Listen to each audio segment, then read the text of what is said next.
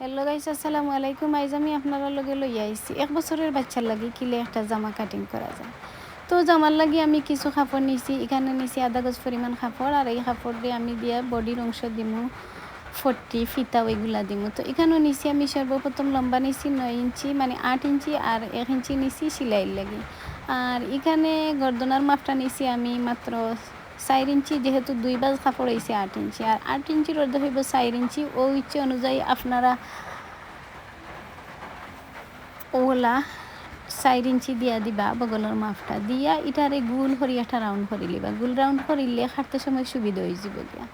এখন আমি বডির মাপ দিমু আমি 6 ইঞ্চি, আর সেলাই জন্য 1/2 ইঞ্চি 1 ইঞ্চি দিমু, 7 ইঞ্চি হয়ে যাব গিয়া। সেম বাচ্চাটা চিকন হওয়ার কারণে এইরকম আমি বডিটা দিলাম। তো এখন দেখুকা আমি কোমরও সেই অনুযায়ী নিমু 5 ইঞ্চি, আর সেলাইয়ের জন্য 1 ইঞ্চি 6 ইঞ্চি, একটু বাড়তি কমতি হইতে পারে।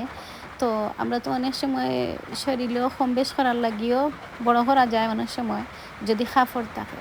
আর গলাটা নিলাম আমি 2 ইঞ্চি, আর এদিকে নিলাম আমি 3 ইঞ্চি। দুই গলাই আমি এক সমান দিমু, এর লাগি দুই গলা একসাথে আমি কাটিং করে নিলাম।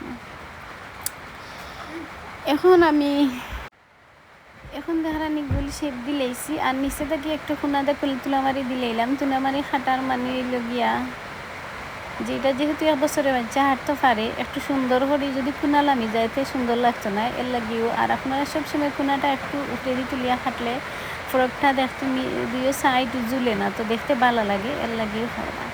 তো এখন আমি নিচের পাটটারে খাটি লাইলাম, এখানে 1/2 ইঞ্চি পরিমাণ উপরে দিয়া ও খুনাটা শুধু নিবা, যাতে ফরমের নিচটা মানে দুইও সাইডের খুনাটা ঝুলে না। এখন আমি গলাটা একটু গোল রাউন্ড করিয়া ইটারে খাটি লিমু। এখন হাফ দিলাম আমি, কিন্তু আনা রাউন্ড করিয়া খাটতে পারতাম, আপনারা বুঝাইবার লাগে ইটারে রাউন্ড দিয়া দিলাম, দিয়া ইটারে খাটি লিলাম।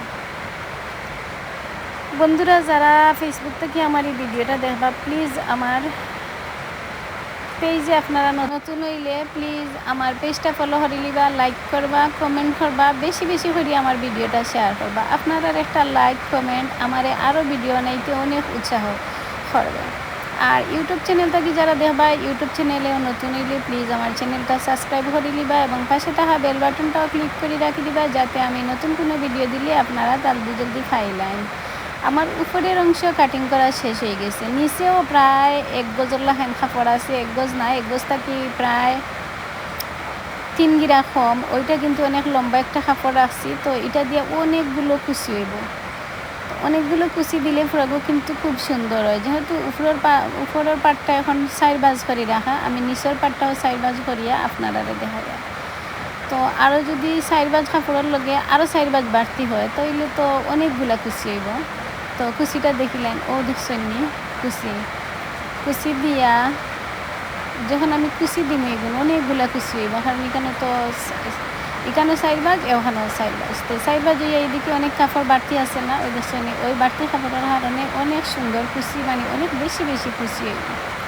আর বাইরে অনেক বৃষ্টি হচ্ছে, বৃষ্টির কারণে বয়স ঢুকাইতেও আমার অনেক কষ্ট হয়েছে, কারণ বৃষ্টির জমজম শব্দ সবসময় খালি শোনা যায়। আজকে রাত্রি থেকে অনেক বেশি বৃষ্টি হয়, এই কয়েকদিন থেকে অনেক বেশি বৃষ্টি আমাদের এদিকে হচ্ছে।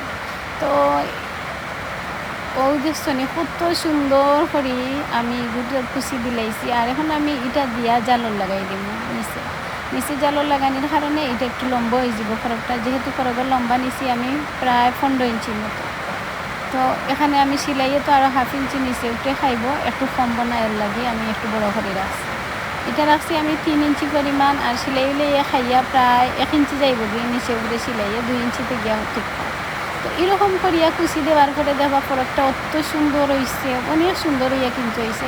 সিলাইয়ের পরে আমি ছবিটা কিন্তু আপনার সাথে শেয়ার করবো, দেখবা কত সুন্দর একটা বেবি ফ্রক কাটিং করা।